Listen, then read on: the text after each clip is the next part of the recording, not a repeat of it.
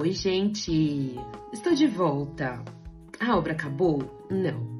Estou gravando num sábado, então tem um pouco menos de barulho, mas também descobri um editor de áudio maravilhoso, então acho que vai dar certo. Eu queria falar hoje com vocês sobre dor.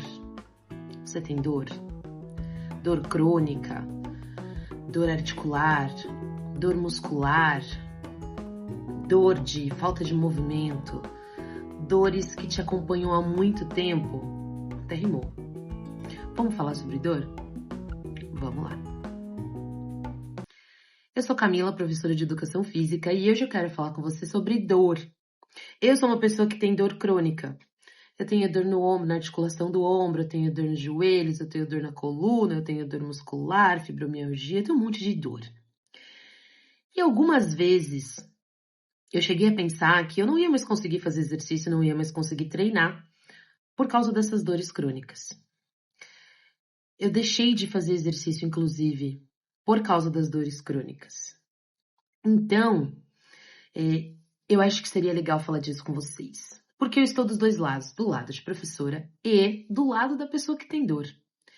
O exercício é muito importante para quem tem dor crônica, porque ajuda a gente a não ter crises de dor, a diminuir as crises, até a diminuir as dores, em alguns casos diminuir dose de medicação para as dores, porque o exercício realmente é uma grande ferramenta, uma grande ajuda para quem tem dor. Porém, entretanto, muitas pessoas deixam de fazer o exercício porque elas não querem sentir mais dor do que elas já sentem. Então, o que eu ouço muito de pessoas que me procuram, mas eu tenho artrite, reumatoide, eu tenho fibromialgia, e às vezes que eu tentei fazer exercício, que eu contratei alguém, que eu tinha um professor, uma professora, né, uma pessoa que me acompanhava, que fazia o treino, que passava os exercícios, eu ficava com muito mais dor depois. E eu não quero sentir mais dor do que as que eu já sinto. E eu acho que isso é muito válido, né? Sentir dor é uma coisa muito, muito chata. Muito, muito ruim. Em algumas situações, essas dores limitam demais a vida da gente. Então, eu quero sentir mais dor mesmo. Mas, tem muitos mas neste episódio. O que é preciso para a gente fazer exercício sem sentir mais dor do que a gente já sente? Ele ser muito bem acompanhado e ser muito bem feito. Muito bem feito para quem te prescreve e para quem faz com muita atenção. Então, eu que tenho dor crônica, eu preciso entender, e é infelizmente pela dor que a gente entende, se tem algum exercício, algum movimento que me causa mais dor daquela que eu já conheço, se tem algum exercício, algum movimento que me gatilha uma crise ou gatilha a minha dor, eu vou descobrir isso fazendo, infelizmente. A gente descobre e fala, opa, esse aqui eu não posso.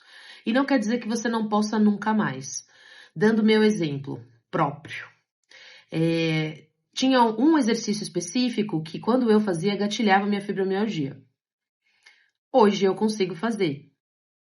Outro exercício que gatilha minha fibromialgia agora, neste momento. Então, antes era um exercício para a perna, hoje é um exercício para o braço.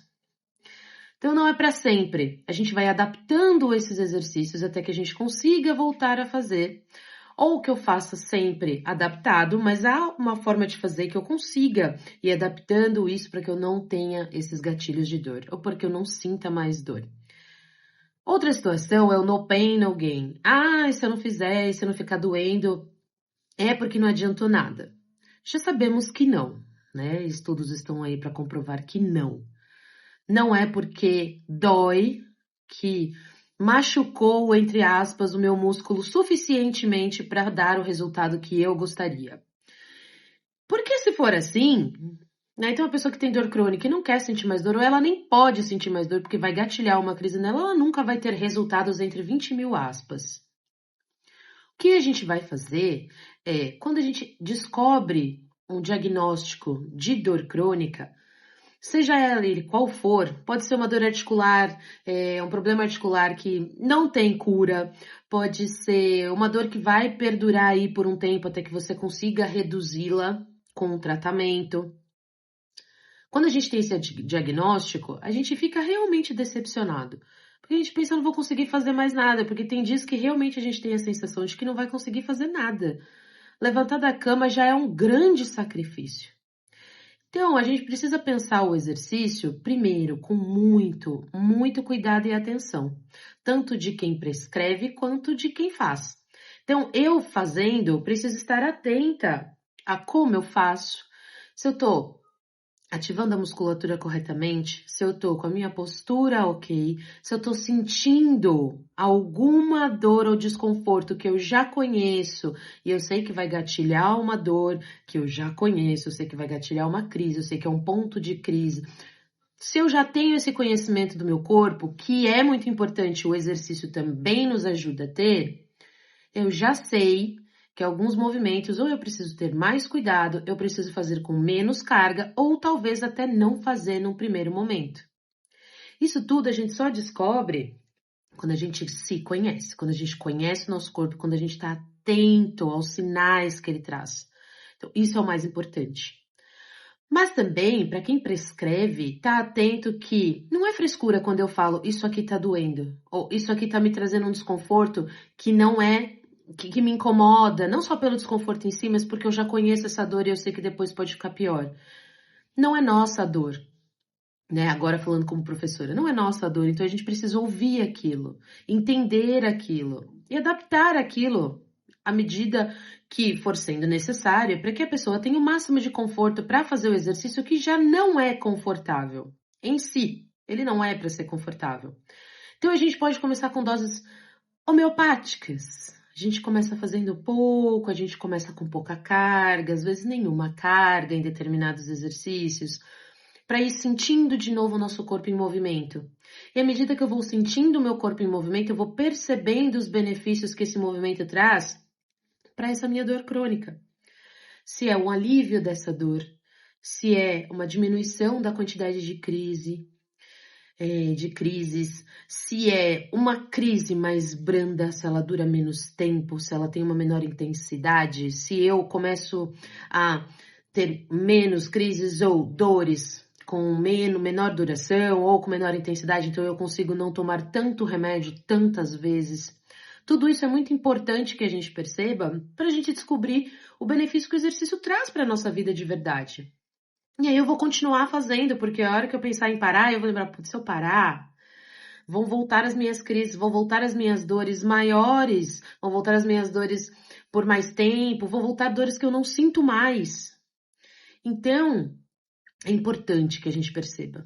Eu tenho pessoas que me procuraram e a gente fez todo o esquema de treino e a pessoa ainda falava, ai, eu tinha tanto medo de fazer e eu descobri que eu gosto de fazer, eu quero continuar fazendo porque eu não estou sentindo as minhas dores mais do que eu já sinto.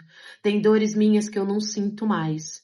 Tem dores matinais que quando eu me alongo de manhã, por exemplo, ou quando eu treino de manhã, elas não me incomodam durante o restante do dia. Isso é muito importante.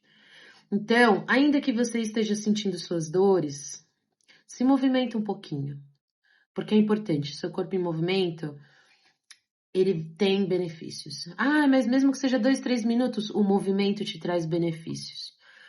Testa.